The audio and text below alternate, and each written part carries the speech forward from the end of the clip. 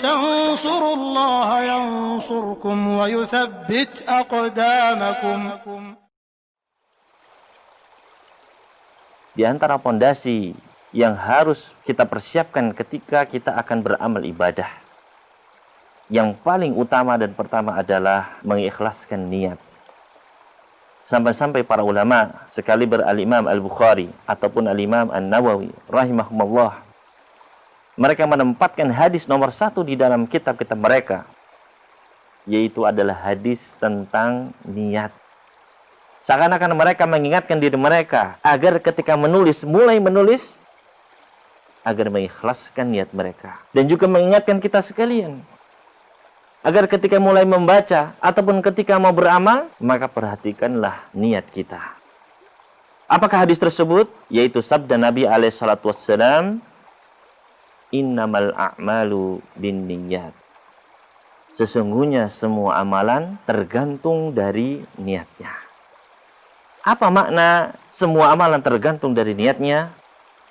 Yang pertama adalah, yaitu bahwasannya segala amalan, seluruh amalan, diterima atau tidaknya di sisi Allah, itu adalah tergantung dari niat-niat pelakunya.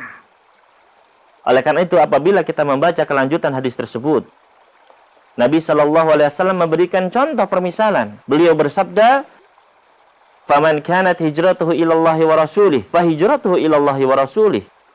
Wa man kanat hijratuhu lidunya yusibuha, aw imra'atin yankihuha, fa hijratuhu ila ma hajara ilaih." Barang siapa yang hijrahnya adalah karena Allah dan Rasulnya, maka hijrahnya diterima di sisi Allah dan Rasulnya. Namun sebaliknya, barang siapa yang hijrahnya adalah untuk wanita atau harta yang ingin dia cari, ingin dia peroleh, atau wanita yang ingin dia nikahi, maka hijrahnya adalah kepada apa yang dia tuju.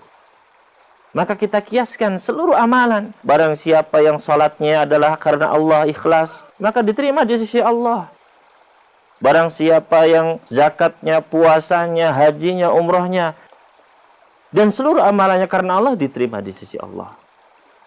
Namun sebaliknya, barang siapa yang amalnya, sholatnya, puasanya, zakatnya, hajinya, umrohnya, karena selain Allah, karena ingin dipuji orang, karena tidak enak, karena sungkan, dan lain sebagainya, bukan karena Allah Subhanahu wa Ta'ala, maka itulah yang akan dia dapatkan.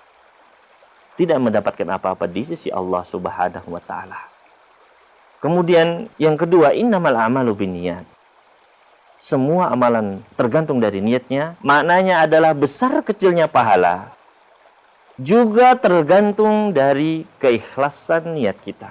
Oleh karena itu, Al-Imam Ibnu Mubarak rahimahullah pernah mengatakan, betapa banyak amalan yang terlihat kecil, namun ternyata menjadi besar pahalanya di sisi Allah gara-gara niat. Dan betapa banyak amalan yang terlihat besar menjadi kecil di sisi Allah gara-gara niat. Oleh karena itu, apabila kita membaca kelanjutan hadis tersebut, innamal a'malu binniyat wa innamal likulli imri'in ma nawa. Sesungguhnya semua amalan tergantung dari niatnya, dan bagi pelakunya ganjaran sesuai dengan apa yang dia niatkan. Maka besar kecilnya pahala yang kita dapatkan adalah tergantung dari niat kita. Bisa jadi ada dua orang yang sama-sama melaksanakan ibadah. Salat misalnya dalam satu shaf bersebelahan, namun pahalanya bisa berbeda. Karena apa?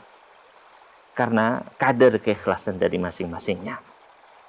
Kemudian yang ketiga, semua amalan tergantung dari niatnya. Maknanya adalah ringan beratnya suatu amalan itu juga tergantung dari niatnya. Maka suatu amalan bisa sangat kita nikmati, suatu ibadah bisa menjadi sangat ringan apabila niat kita ikhlas karena Allah Subhanahu wa Ta'ala.